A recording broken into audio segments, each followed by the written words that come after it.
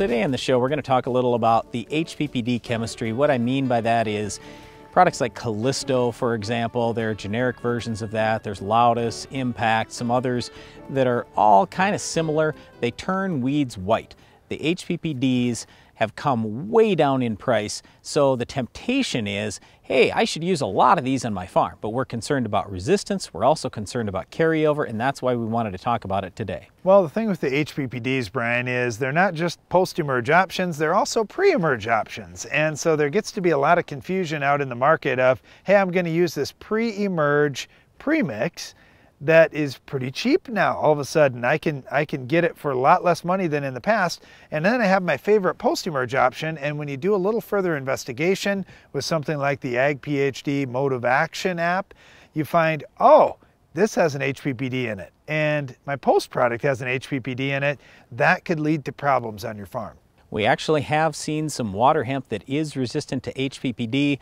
Where we found this was back in 2016, and the reason why is because the farmer had used a product pre-emerge, Corvus, and Corvus has an ALS and an HPPD. Okay, then the farmer followed post-emerge with Loudus, which is only HPPD.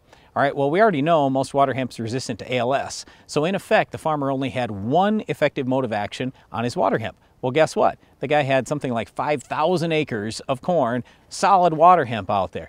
That's not a real good thing. So we get very, very concerned about that. It's just a bad recommendation. You've got to have multiple modes of action trying to attack some of these really tough weeds like water hemp or Palmer pigweed. Well, you have to have multiple effective modes of action. So saying, well, I tank mix the HPPD with Roundup. Well, if Roundup's not working and the weed's resistant, you've got one effective mode of action. So anytime you're putting an HPPD out, that's really rule number one. Always make sure you have another effective mode of action with it. Now here's how I lay it out for what I'm doing with HPPDs. If I really want to use it pre-emerge, and there are some weeds that HPPDs are really good on when you use them pre-emerge, some of the small-seeded broadleaves, if they're not resistant, that kind of thing, you're going to use an HPPD that also has a group 15 with it for grass control, fine. You can do that, but now you're pretty much leaving your post-emerge option as status. If you're coming back with status post, I'm fine using an HPPD pre. Now, let's say that, well, I don't want to use status post because that has dicamba in it, and I'm going to use dicamba in my Extend soybeans.